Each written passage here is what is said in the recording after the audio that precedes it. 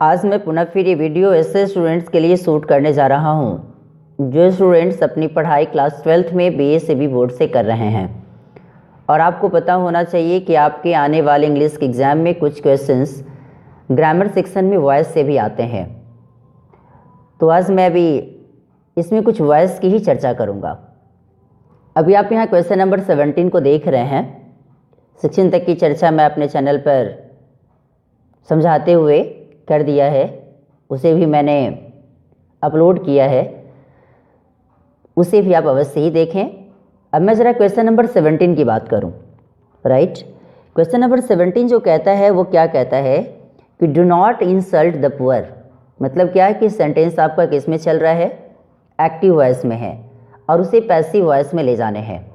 तो आपको पता होना चाहिए कि ये सेंटेंस जो भी आप यहाँ देख रहे हैं ये इम्परेटिव सेंटेंस है। इम्परेटिव में भी ये क्या है, तो ये निगेटिव सेंटेंस में है। तो इसके लिए हमें क्या लगाना होता है पैसिव का, तो इसका स्ट्रक्चर होता है लेट से इसका स्टार्टिंग करेंगे और फिर अब यहाँ जो द पुअर जो लास्ट में आप देख रहे हैं उसको सब्जेक्ट के तौर पे मानेंगे। उसके बाद फिर अगर निगेटिव है तो नॉट, फिर बी प्लस वर्ब का तीसरा फॉर्म, बोले तो past participle form of the verb. तो इस रूप में भी आपने देखा क्या कि do not insult the poor है, तो इसके लिए हम क्या लगाएंगे, तो लेट से तो स्टार्ट करना ही पड़ेगा। तो मुझे देखना है क्या कि ए से लेकर डी तक के ऑप्शन में लेट किस में आता है।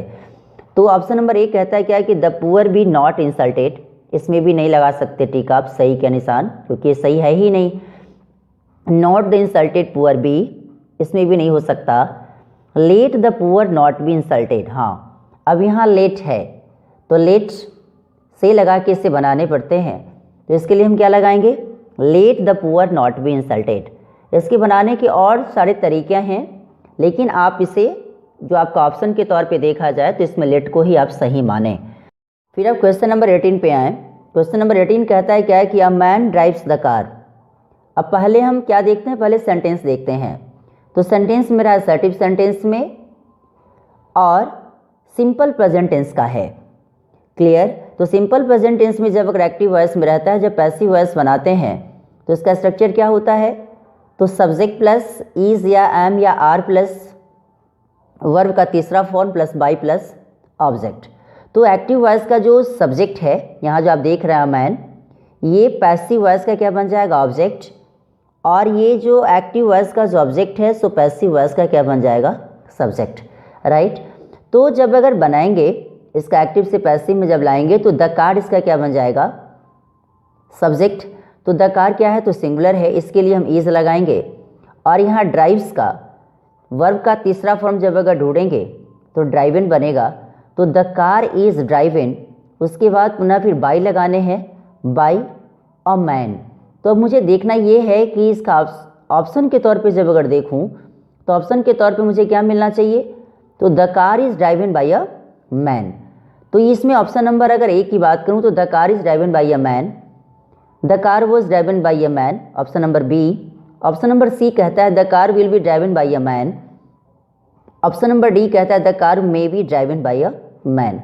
तो अभी आपका आंसर के तौर पे क्या होना चाहिए, द कार जो कि इसका एक्टिव का जो ऑब्जेक्ट है सो पैसिव का सब्जेक्ट बनेगा तो द कार आ जाएगा। और द कार के लिए हम क्या लगाएंगे, इज, क्योंकि सिंगुलर नंबर नाउन के तौर पे है इसका सब्जेक्ट के रूप में अगर देखा जाए तो द कार को। उसका ड्राइव का वर्ब का तीसरा फॉर्म ड्राइव इन, फिर बाई अ मैन। तो इस रूप में अगर सही तौर से इसका आंसर बनाएंगे तो क्या बनेगा, the car is driven by a man, यही इसका आंसर हो जाएगा। राइट, अब जरा मैं बात करूं क्वेश्चन नंबर 19 की। थोड़ा सा पेज को मैं आगे खिसकाता हूं। अब आप इसको देखेंगे, यहाँ क्वेश्चन कहता है कि he can win the race. अब आपको ये समझना है कि वह रेस जीत सकता है। मतलब क्या कि यहाँ जो आप देख रहे हैं इसमें मोडाल वर्ब है ये कैन। तो जब भी मोडाल वर्ब अगर लगा रहेगा इसका मतलब क्या है कि जब भी अगर एक्टिव से पैसिव में जाएंगे तो उसमें बी तो लगाना पड़ेगा। और बी जब भी लगाएंगे उसी के तुरंत बाद आने वाला वर्ब हमेशा वर्ब का तीसरा फॉर्म में जाएगा। आपको तो ये दिमाग में बैठा लें आप कि जब भी आप अगर एक्टिव से पैसिव में चले तो वर्ब हमेशा वर्ब का तीसरा फॉर्म में जाता है। क्लियर, और इसका जो ये ऑब्जेक्ट है एक्टिव का वो पैसिव का क्या बन जाएगा, सब्जेक्ट बनेगा। तो the race can be won by him. अब मुझे ये देखना है कि आखिर ये ऑप्शन किस में मिल रहा है। द रेस जो कि इसका एक्टिव का जो ऑब्जेक्ट है वो पैसिव का क्या बनेगा, सब्जेक्ट। तो द रेस, तो यहाँ देखते हैं क्या कि option number A, the race could be won by him, the race can be won by him, B number option कहता है। सी नंबर ऑप्शन कहता है the race will be won by him. Option number D कहता है the race can't be won by him. तो इस रूप में भी आपने क्या देखा है कि विल भी तो होना नहीं है क्योंकि कैन भी लगने हैं, ये कांट भी हो नहीं सकता क्योंकि यहाँ सेंटेंस असर्टिव सेंटेंस में चल रहा है, असर्टिव में भी अफर्मेटिव है, इसे नॉट लगा नहीं सकते। और देखते हैं क्या कि द रेस सब में सब्जेक्ट के तौर पे दिया गया है, क्लियर। तो यहाँ कैन है, कैन को तो कुड में ट्रांसफर कर नहीं सकते क्योंकि ये डायरेक्ट से इनडायरेक्ट स्पीच थोड़ी है। तो इसलिए जब अगर देखेंगे तो बनाएंगे क्या कि the race can be won by him, इसलिए सही आंसर के तौर पे आप इसको ये लगाएं क्योंकि ही का ऑब्जेक्टिव केस हिम बनता है, क्लियर। और आप चाहें तो डिटेल्स में मैंने अपने चैनल पर वॉइस भी डाला है, उसे भी आप चाहें तो आसानी से समझने के लिए उसे भी आप देख सकते हैं। अब मैं जरा बात करूं क्वेश्चन नंबर 20 की। इसमें जो अभी आप देख रहे हैं ये क्या है, he had written a letter, मतलब क्या है कि वह एक पत्र लिख चुका था। ये सेंटेंस आपका किस में चल रहा है, तो ये सेंटेंस आपका पास्ट परफेक्ट टेंस में चल रहा है, राइट। तो जब भी अगर पास्ट परफेक्ट टेंस में सेंटेंस चलता है एक्टिव वॉइस के फॉर्म में, और जब भी उससे आप अगर पैसिव वॉइस के फॉर्म में लाते हैं तो इसका स्ट्रक्चर होता है subject plus had plus been plus verb का तीसरा form plus by plus object, right. तो जब भी अगर बनाएंगे तो इसका जो सब्जेक्ट है वो पैसिव वॉइस का क्या बनेगा, ऑब्जेक्ट बनेगा, और इसका जो ऑब्जेक्ट है वो पैसिव वॉइस का सब्जेक्ट बनेगा। और इसका स्ट्रक्चर के तौर पे अगर देखा जाए तो a letter had been plus verb का तीसरा फॉर्म, तो रिटन तो यहाँ भी दिया गया, रिटन यहाँ भी आएगा, बाई और ही का जो ऑब्जेक्टिव केस क्या बनता है, हिम बनता है, राइट। तो जब भी अगर बनाएंगे तो क्या बनेगा, a letter had been written by him, clear. तो यहाँ हम देखने से पता मुझे ये चला कि यहाँ देख रहे हैं कि इसमें अगर ऑप्शन के तौर पे देखा जाए तो क्या दिया हुआ है कि a letter had been written by her, a letter was written by him, a letter is wrote by him, none of this. तो यहाँ आई थिंक मेरे समझ से इसका ऑप्शन के तौर पे देखा जाए तो यहाँ हर नहीं होना चाहिए, यहाँ पे क्या होना चाहिए, यहाँ पे हिम होना चाहिए, राइट। यहाँ पे क्या होना चाहिए, यहाँ पे हिम होना चाहिए। तो a letter had been written by him, यही इसका आंसर हो जाएगा, क्लियर।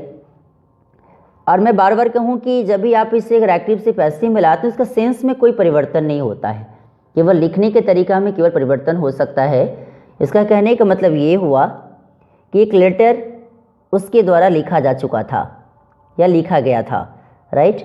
अब मैं क्वेश्चन नंबर 21 पे आऊँ। 21 जो क्वेश्चन कहता है कि ही वॉश द प्लेट्स, नहीं कि उसने प्लेट्स को साफ कर चुका है, तो इसको हम कैसे बनाएंगे। तो ये सेंटेंस आपका प्रेजेंट परफेक्ट में है, तो जब प्रेजेंट परफेक्ट टेंस में जब अगर सेंटेंस होता है तो इसका स्ट्रक्चर होता है सब्जेक्ट प्लस हैज़ या हैव प्लस वर्ब का तीसरा फॉर्म से पहले बीन लगाना होता है, क्या लगाना होता है, बीन प्लस वर्ब का तीसरा form plus by plus object.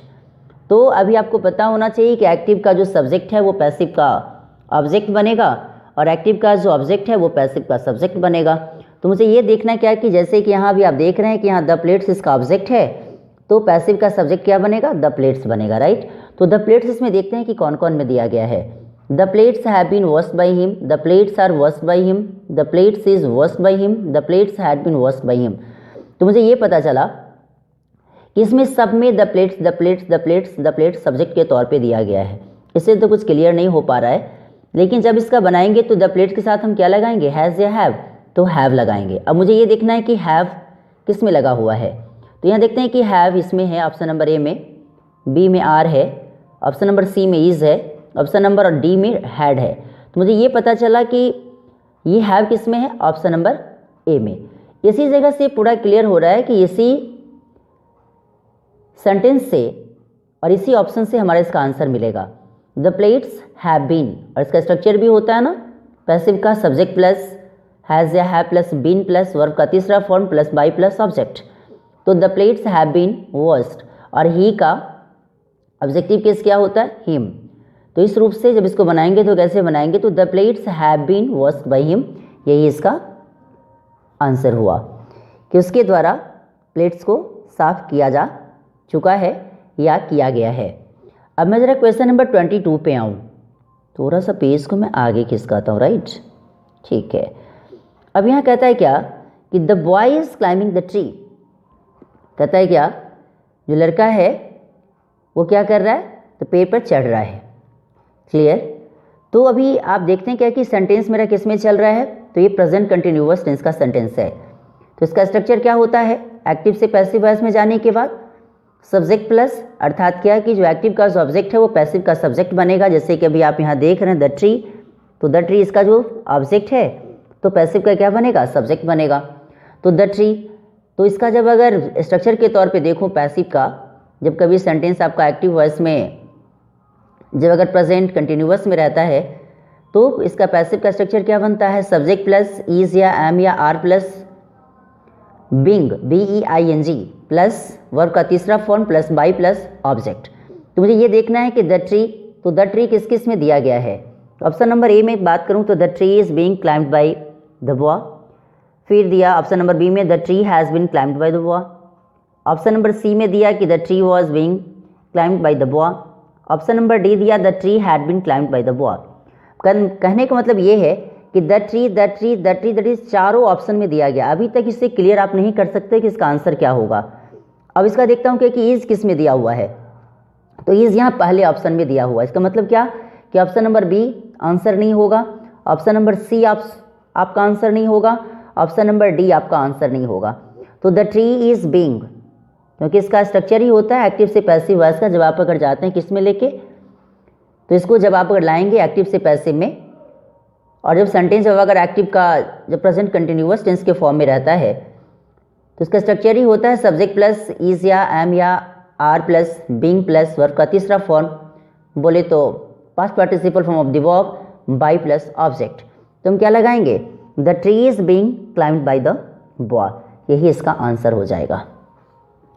अब मैं जरा बात करूँ क्वेश्चन नंबर 23 की, are you reading a book, इसको कैसे बनाएंगे। तो ये सेंटेंस भी अभी आप देख रहे हैं कि किसमें चल रहा है, तो प्रेजेंट कंटिन्यूअस टेंस का इंट्रोगेटिव सेंटेंस में यस नो क्वेश्चन के फॉर्म में चल रहा है। तो हमें इसका आंसर भी देना पड़ेगा यस नो क्वेश्चन के फॉर्म में ही, ठीक है। तो ये सेंटेंस मेरा किस में चल रहा है, प्रेजेंट कंटिन्यूअस में। तो इसका स्ट्रक्चर क्या होता है, तो इसका स्ट्रक्चर के तौर पर अगर मैं बात करूँ तो इसका स्ट्रक्चर वही वाली बात जो अभी आप 22 नंबर क्वेश्चन में देखे थे। क्लियर। तो इसमें सेंटेंस असर्टिव मोड में था और इसमें सेंटेंस आपका इंट्रोगेटिव मोड में चल रहा है। तो हम इसको कैसे बनाएंगे, तो अ बुक है जो इसका ऑब्जेक्ट हो जाएगा, तो अ बुक के लिए हम क्या लगाएंगे, इज या एम या आर, तो इज लगाएंगे। तो मुझे यहाँ देखना क्या है कि इज किस में चल रहा है, तो इज यहाँ देख रहे हैं कि बी नंबर ऑप्शन में चल रहा है और डी नंबर ऑप्शन में चल रहा है। मतलब क्या, यहाँ ए और सी आपका आंसर नहीं होगा। कंफर्म हो गया इससे, क्योंकि सेंटेंस मेरा इंट्रोगेटिव में यस नो क्वेश्चन के फॉर्म में चल रहा है, तो इसका आंसर भी यस नो क्वेश्चन के फॉर्म में ही आएगा। क्लियर।